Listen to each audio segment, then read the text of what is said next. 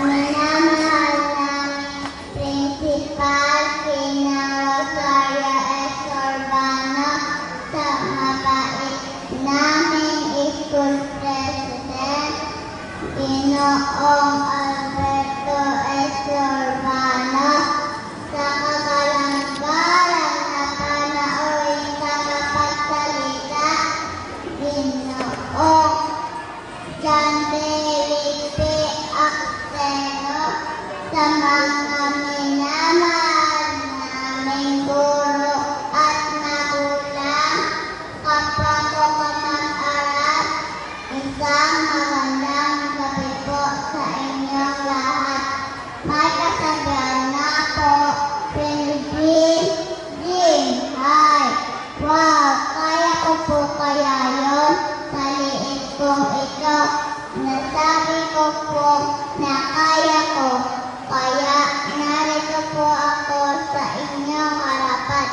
Pero hindi naging madali para sa akin. Kasi nung first day ko po dito sa Caribbean, gusto ko na pong mag-back up. Kasi hindi naman ako, wala akong kakilala at kaibigan. Yung iba kong kaklase may kakilala na. Hindi pa ako tinawag ni teacher. Mampis tayo ha. Kinabukasan, ayaw ko na pumasok. Kasi di naman ako tinatawag ni teacher. Sabi ng mama ko, di mo kasi abot ang blackboard. Mag-aral ka na lang mabuti para makilala ka ni teacher. Tama nga naman po, pwede naman ako sumagot sa test paper at presentation. At sa katunayan, ako po'y pinanglaban sa search ng Miss Caribbean. Yun nga lang po, nag-secondary up lang po ako. Napatunayan ko rin po sa sarili ko. Kaya ko mag-improve kung gugustuhin ko. Mga classmates, kaya nyo rin to. Isa pa rin po ang hindi ko nalilimutan, ang sinabi ng aming mga guro. Mag-aral kayong mabuti. Sayang ang binabayad na inyong mga magulang. Sabi nga nila, hindi napupulot ang pera.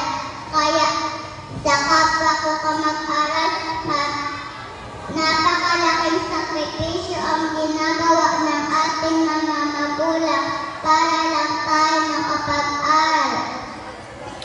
Tulad ko, nagtitis sa papa ko malayo sa amin para lang masuportaan sa pangangailangan namin pinasyal. Buti na lang may cellphone na pwedeng tumawag at mag-text.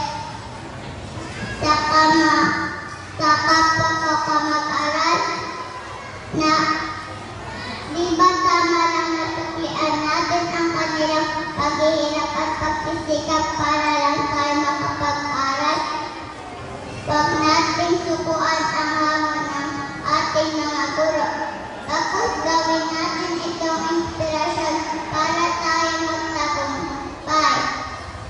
Sa akin pong mga magulang, sa puso ko ang aking pasasalamat sa inyo, lalo na sa papa ko, sa aming mga guro na nagtitiis sa aming kaingayan at kakulitan, pero hindi sumuko.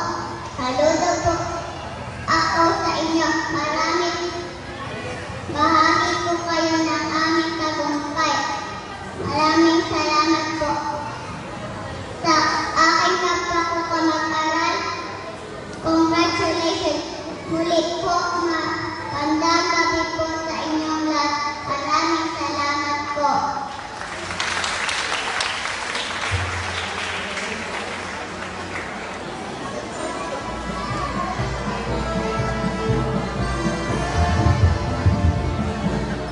Another Thanksgiving speech from Vilayca G. Fernandez, Valedictorian.